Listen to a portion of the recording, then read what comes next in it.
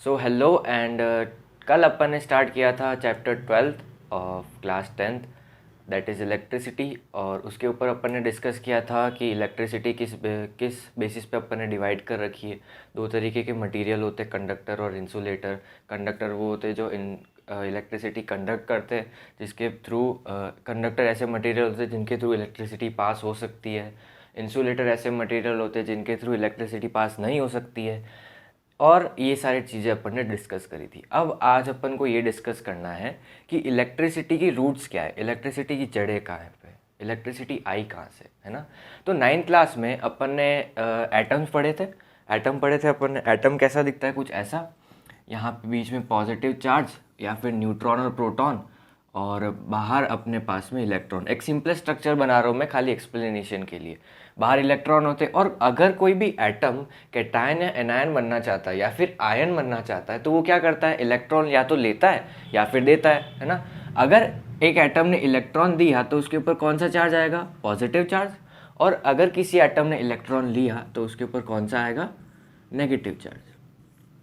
ठीक है, अब चार्ज, ठीक है, तो किसी भी एटम पे अगर कोई एटम इलेक्ट्रॉन देता है या लेता है तो उसके ऊपर पॉजिटिव चार्ज और नेगेटिव चार्ज आता है, या फिर उसको अपन कैटायन या एनायन बोलते हैं, है ना। तो अगर कोई एटम इलेक्ट्रॉन दे रहा है और ले रहा है तो उसके ऊपर पॉजिटिव चार्ज और नेगेटिव चार्ज आया कहाँ से, ठीक है, ये डिस्कस करते हैं। जैसे अपने पास में एक सोडियम एटम है, सोडियम का एटॉमिक नंबर कितना होता है, 11, ठीक है। और अपन ने ये पढ़ा हुआ है पहले कि जितना उस एटम का एटॉमिक नंबर होता है उसी के इक्वल उसके इलेक्ट्रॉन और प्रोटॉन होते हैं, नंबर ऑफ इलेक्ट्रॉन और प्रोटॉन। तो इसका एटॉमिक नंबर अगर 11 है, Z बोलते हैं जिसको, तो इसके इलेक्ट्रॉन्स कितने होंगे, 11, और प्रोटॉन्स कितने होंगे, प्रोटॉन्स भी 11, है ना। तो नेट चार्ज कितना हो, पॉजिटिव चार्ज किस पे होता है, प्रोटॉन पे, तो पॉजिटिव चार्जेस टोटल कितने हुए, 11, और नेगेटिव चार्ज कितने हुए, -11, है ना। नेगेटिव चार्ज भी कितने हुए, 11। तो नेट चार्ज कितना हुआ सोडियम पे, अगर पॉजिटिव चार्ज प्लस की 11 है और नेगेटिव चार्ज माइनस की 11 है तो नेट चार्ज कितना हुआ, 11 - 11 कैंसिल हो गए दोनों, पॉजिटिव और नेगेटिव चार्जेस, तो नेट चार्ज कितना आया, 0, ठीक है। वही अगर सोडियम ने एक इलेक्ट्रॉन दे दिया, जो कि वो देता है, और पॉजिटिव चार्ज Na+ आयन बनाता है ना, तो उसके अंदर इलेक्ट्रॉन्स कितने बचे, 10 इलेक्ट्रॉन्स बचे, है ना। अब इलेक्ट्रॉन ही देता है ना, पॉजिटिव चार्ज और प्रोटॉन तो न्यूक्लियस के अंदर ही रहते, जाता है तो इलेक्ट्रॉन जाता है आता है ना। तो इलेक्ट्रॉन्स कितने बचे, 10, और प्रोटॉन्स कितने रहे, 11 की 11। तो नेट चार्ज कितना बचा इसके ऊपर, पॉजिटिव चार्ज कितने, 11, और नेगेटिव चार्ज कितने बचे, 10। तो 10 11 - 10 इज प्लस का 1। तो पॉजिटिव चार्ज सोडियम पे टोटल पॉजिटिव चार्ज कितना आया, प्लस का 1, ठीक है। तो यहाँ तक आपको समझ में आया कि पॉजिटिव और नेगेटिव चार्जेस किसी एटम पे कैसे आते हैं, ठीक है। सो आगे अपन को ये डिस्कस करना है कि इलेक्ट्रिसिटी फ्लो किस वजह से हो रही है। अपन ने ये डिस्कस किया कि रूट कॉजेस क्या है इलेक्ट्रिसिटी के, चार्जेस, है ना। चार्ज फ्लो होता है तो इलेक्ट्रिसिटी फ्लो होती है, अपन बोलते हैं कि इलेक्ट्रिसिटी फ्लो हो रही है ना। तो चार्ज आए कहाँ से, अभी अपन ने डिस्कस किया था कि अगर कोई एटम इलेक्ट्रॉन लेता है या देता है तो उसके ऊपर पॉजिटिव या नेगेटिव चार्ज आता है ना। तो इलेक्ट्रॉन दिया या लिया, अपने पास में दो तरीके के चार्ज है ना, एक पॉजिटिव चार्ज और नेगेटिव चार्ज।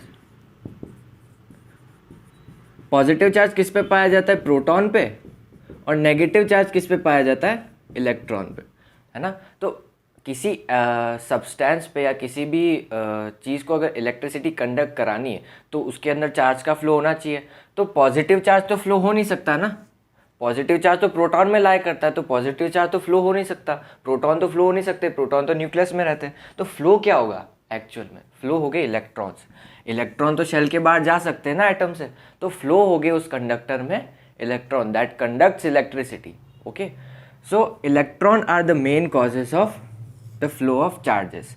तो सबसे छोटी यूनिट क्या हुई चार्ज के फ्लो की, इलेक्ट्रॉन्स। इलेक्ट्रॉन से सारे मल्टीपल चार्जेस बनते, और जैसे यूनिट में बहुत सारे इलेक्ट्रॉन्स हो गए तो वो चार्ज का फ्लो करवाते हैं, है ना। Flow of electrons is known as charge, और the simplest unit of charge is known as electrons. अब एक छोटा सा एग्जांपल समझो कि अपने पास में एक अपार्टमेंट बिल्डिंग है जिसके अंदर छोटे छोटे फ्लैट्स हैं, ठीक है, छोटे छोटे फ्लैट्स है, ठीक है। इधर मैं एग्जाम्पल के तौर पे ये समझा रहा हूँ, अपार्टमेंट को आप कंसीडर करो किसी कंडक्टर से, और ये छोटे छोटे जो फ्लैट्स है ना उसको आप कंसीडर करो इलेक्ट्रॉन से, ठीक है। 1 इलेक्ट्रॉन, 2 इलेक्ट्रॉन, 3 इलेक्ट्रॉन, 4 इलेक्ट्रॉन, ठीक है। अब 9th क्लास में अपन ने ये डिस्कस किया था या फिर अपन ने पढ़ा था कि एक इलेक्ट्रॉन पे चार्ज कितना होता है, 1.6 इंटू 10⁻⁻19 कूलम। अब ये कूलम क्या है, unit of charge, SI unit of charge, ठीक है।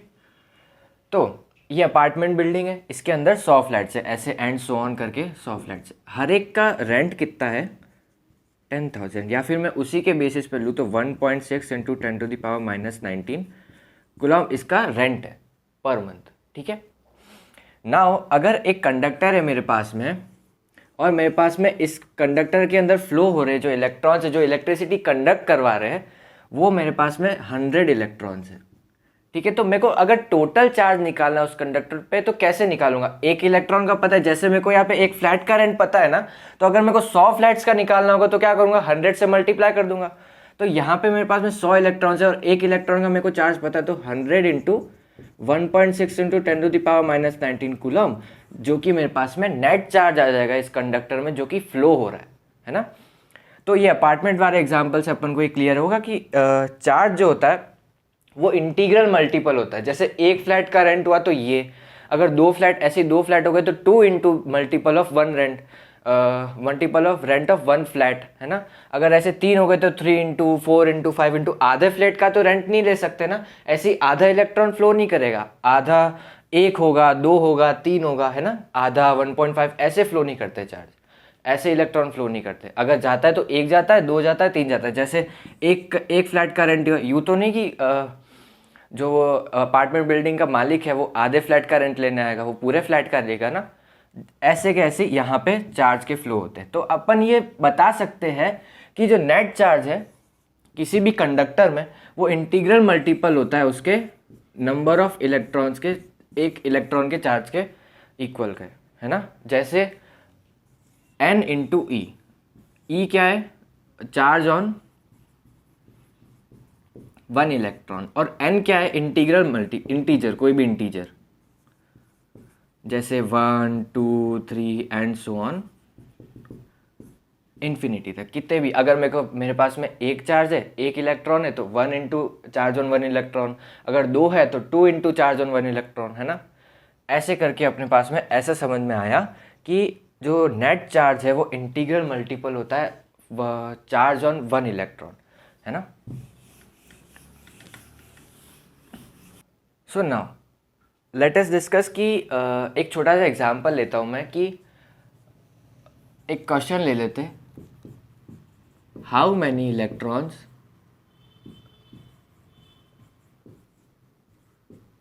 Are there in 1 coulomb charge. एक कूलम चार्ज में कितने इलेक्ट्रॉन्स फ्लो होंगे, है ना। अगर मेरे पास में 1 कूलम चार्ज है, जैसे कि अपने पास में formula Q is equals to NE, है ना। Q is equals to NE formula है अपने पास में। नाउ Q अपने पास में दे रखा है 1 coulomb, Q is equals to 1 coulomb. अपन को निकालना क्या है, N, how many number of electrons lies in 1 coulomb, है ना। तो N अपने को निकालना है, और E तो अपन को पता ही है, E क्या है, 1.6 इंटू 10⁻⁻19 कूलम। सो Q की जगह पे अगर मैं 1 लिखता हूँ और N तो अपन को निकालना है, और E की जगह पे 1.6 इंटू 10⁻⁻19, सो N आएगा अपने पास में 1/1.6 इंटू 10⁻⁻19, है ना, 1.6 into 10⁻⁻19 coulomb. So sorry 1.6 into 10⁻⁻19 coulomb, और N आ जाएगा, इसको अपन डिवाइड करेंगे तो ये सॉल्व करने के बाद में आएगा 6.25 इंटू 10⁻18 इलेक्ट्रॉन्स। सो ये आया रिजल्ट अपने पास में 1 कूलम चार्ज का। तो 1 कूलम चार्ज में कितने नंबर ऑफ इलेक्ट्रॉन होते, 6.25 इंटू 10⁻18, इतने ज़्यादा इलेक्ट्रॉन्स। सो नॉर्मली जब अपन डिस्कस करते तो अपन नॉर्मल माइक्रो कूलम या फिर मिली कूलम ऐसे ऐसे चार्जेस डिस्कस करते हैं ना, जो कि छोटी यूनिट होती है इससे। अब 1 कूलम चार्ज में तो इतने सारे इलेक्ट्रॉन्स फ्लो हो रहे हैं ना, तो अपन छोटी यूनिट या फिर जिसमें कम इलेक्ट्रॉन्स फ्लो हो रहे हैं वो डिस्कस करते हैं, क्योंकि 10th क्लास है ना। नाउ अभी चार्ज फ्लो हो रहा है, चार्ज फ्लो हो रहा है तो इसको अपन को कुछ नाम देना पड़ेगा ना, नामकरण तो करना पड़ेगा इसका कि चार्ज फ्लो हो रहा है। तो अपन ने पढ़ा फ्लो ऑफ चार्जेस, है ना। अब इस फ्लो ऑफ चार्ज को अपन को कुछ स्पेसिफिक टर्म देनी पड़ेगी ताकि अपन आगे इसको सिंप्लीफाई करके सब जगह पढ़ सके, है ना। फ्लो ऑफ चार्ज तो सब जगह नहीं बोल सकता ना, flow of charge flow of charge.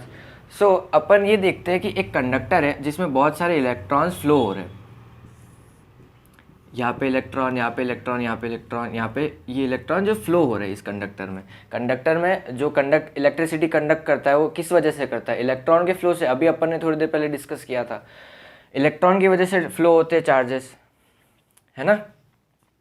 तो व्हाट वी डिफाइन इट, कि इसको नाम क्या दे। जैसे अपने पास में इलेक्ट्रॉन्स फ्लो हो रहे हैं तो अपन को इसको स्पेसिफाई करना पड़ेगा कि ये इलेक्ट्रॉन्स फ्लो किस बेसिस पे हो रहे हैं, किस टाइम इंटरवल में हो रही है, या फिर इसका कोई सीक्वेंस है या फिर कोई रिदम है। तो अपन इसको बोलते हैं कि rate of flow of charge, एक पर्टिकुलर टाइम इंटरवल में कितना चार्ज फ्लो हुआ, उसको अपन डिफाइन करते हैं चार्ज के फ्लो को, जिसको अपन बोलते हैं करंट। करंट क्या है, the rate of flow of charge, मतलब एक पर्टिकुलर टाइम इंटरवल में कितना चार्ज फ्लो हो रहा है किसी कंडक्टर से, जिसको अपन ऐसे मैथमेटिकली लिख सकते हैं, जिसको अपन I से डिनोट करते हैं। I is equals to Q by T, where Q is charge flowing and T is time. That is rate of flow of charge is known as current, है ना। कितना चार्ज एक पर्टिकुलर टाइम इंटरवल में एक conductor से flow हो रहा है ना, उसको बोलते हैं अपन करंट। करंट की यूनिट होती है एम्पियर, ऐसा यूनिट इज एम्पियर,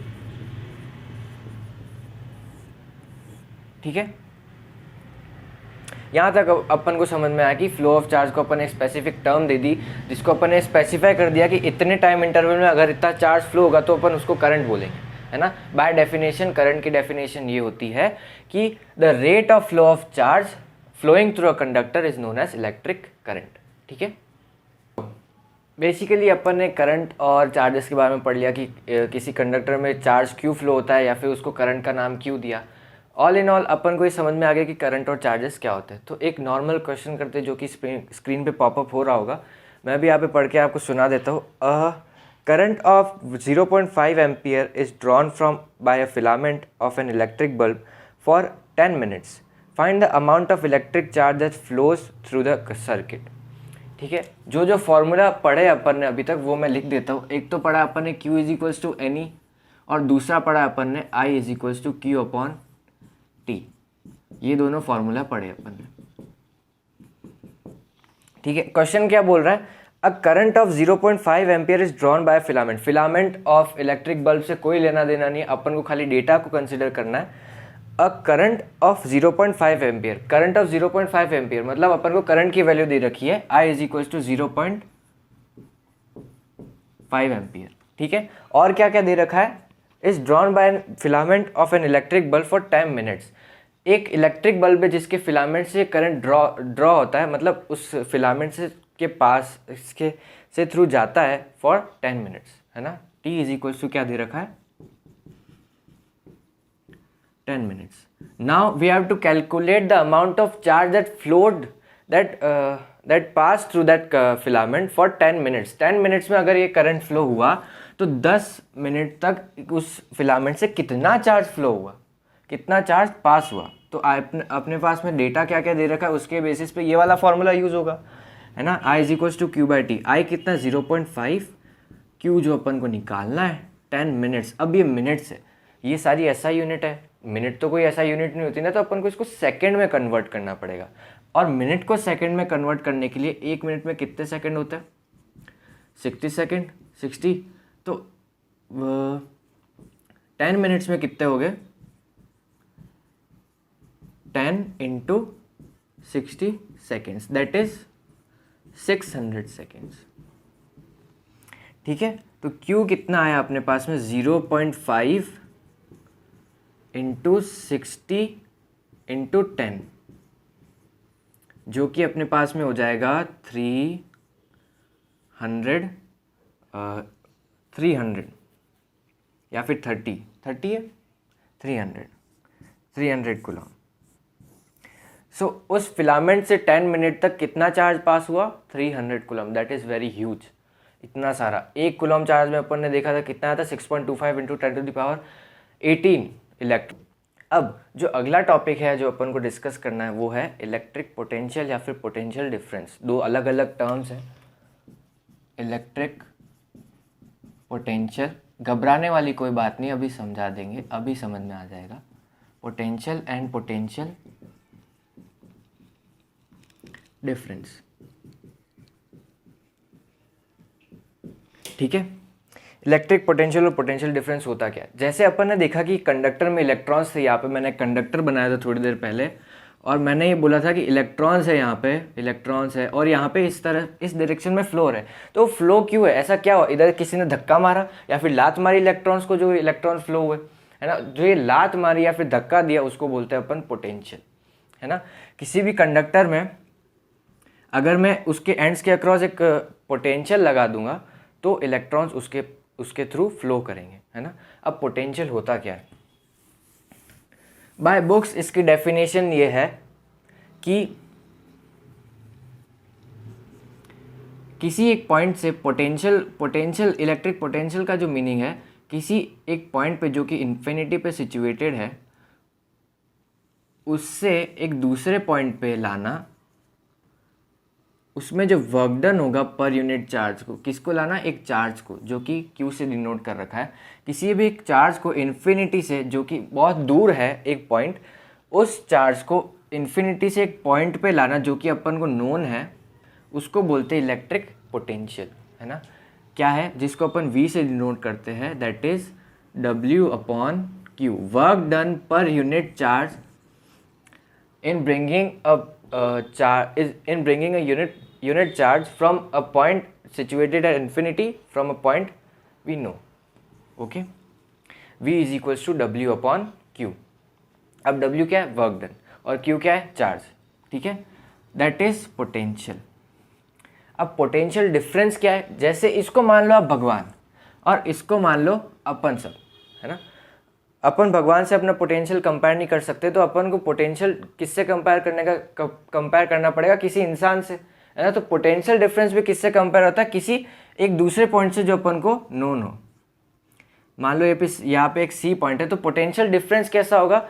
VB मेरे को पता है, W/Q है, WB/Q है। अगर यहाँ से यहाँ पे लाने में वर्क डन WB हुआ Q को, और यहाँ से यहाँ पे लाने में वर्क डन हुआ WC। ठीक है, चार्ज तो Q ही है ना, तो WC कितना लिखेंगे अपन? WC। VC कितना लिखेंगे? WC/Q। तो इन दोनों के बीच का पोटेंशियल डिफरेंस कितना हुआ, उसको अपन बोलेंगे potential difference, VC minus VB, या फिर VB माइनस VC। किसी को भी कंपेयर करें, अगर इसको कंपेयर किया इससे तो इससे माइनस इसको करना पड़ेगा, उसको इससे कंपेयर किया तो उसको इससे माइनस करना पड़ेगा, है ना। Simple as that. यहाँ तक समझ में आया पोटेंशियल डिफरेंस? अगर मैं पोटेंशियल को भगवान मानता हूँ, पोटेंशियल डिफरेंस को इंसानों के बीच का डिफरेंस मानता हूँ, तो इसको अपन ने गॉड माना, तो अब पहले अपन ने भगवान से कंपेयर किया, जो कि अपने पास में एक एक्चुअल पोटेंशियल आया, और इसको मैंने पहले दूसरे से कंपेयर किया भगवान से। नाउ अगर मेरे को इसको दोनों का डिफरेंस निकालना पड़ेगा, तो मेरे को इसका पोटेंशियल जो कि भगवान से कंपेयर किया था और इसका पोटेंशियल जो कि भगवान से कंपेयर किया था, उन दोनों के बीच का डिफरेंस निकालना पड़ेगा। ठीक है,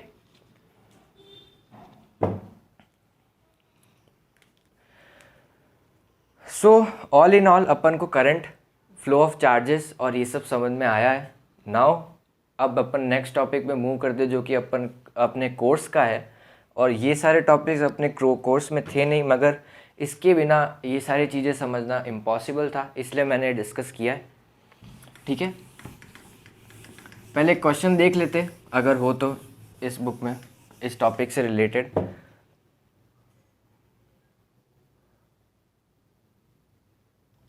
ऑलराइट, है क्वेश्चन पॉपअप हो रहा होगा। How much work is done moving a charge of 2 coulomb across 2 points having a potential difference 12 volts. 12 volt का अगर पोटेंशियल डिफरेंस है तो मैं पोटेंशियल डिफरेंस ही निकाल सकता हूँ ना। भगवान से तो मैं किसी को कंपेयर कर नहीं सकता, मैं पोटेंशियल नहीं निकाल सकता, मैं खाली पोटेंशियल डिफरेंस निकाल सकता हूँ। तो V is equals to W upon Q से मैं क्या निकालूंगा? Potential difference, not electric potential. ठीक है, V अपन को दे रखा है कितना? 12 वोल्ट्स। यूनिट कितनी होती है? वोल्ट्स। इसको ऐसे भी लिख सकते हैं 12 वोल्ट्स। W अपन को निकालना है और C अपने को दे रखा है या फिर Q अपने को दे रखा है। Q कितना दे रखा है? 2 कूलम। सब ऐसा यूनिट में, वोल्ट भी, पोटेंशियल डिफरेंस भी ऐसा यूनिट में, चार्ज भी ऐसा यूनिट में, तो अपन को वर्क डन निकालना है। V is equals to W upon Q। V है 12, W जो निकालना है, और Q है 2। W कितना होगा? 12 इंटू 2, 2 को उधर भेज दिया है ना, तो कितना आ जाएगा अपने पास में? 24 joule. So total work done एक चार्ज को कैरी करने में 12 वोल्ट के पोटेंशियल के अक्रॉस कितना हुआ? 24 जूल्स। ठीक है, सर्किट डायग्राम अपने कोर्स में है नहीं, जो कि डिस्कस करने लायक है नहीं। जो डिस्कस करना था, जो कि कोर्स में नहीं था, वो मैंने कर लिया। अब अपन जो कोर्स में है, जो कि आ सकता है एग्जाम में, वो डिस्कस करेंगे। Ohm's law. ओम्स लॉ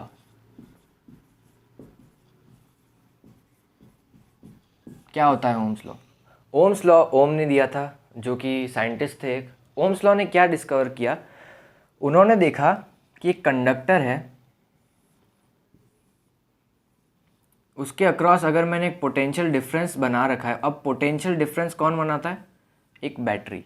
ये जनरल चीज़ है जो कि याद रखने लायक है, या फिर जो पता होनी चाहिए। एक बैटरी बनाती है कंडक्टर के अक्रॉस पोटेंशियल डिफरेंस, जो कि इलेक्ट्रॉन्स का फ्लो करवाती है ना। अब ओम ने ये डिस्कवर किया कि अगर मैं वोल्टेज को 1 यूनिट से बढ़ाता हूँ तो जो करंट है कंडक्टर में वो भी 1 यूनिट से बढ़ता है ना।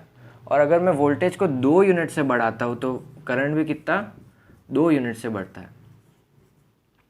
तो ऑल इन ऑल ओम ने ये देखा कि V was directly proportional to I, current flowing through that conductor. अब करंट की डायरेक्शन क्या होगी?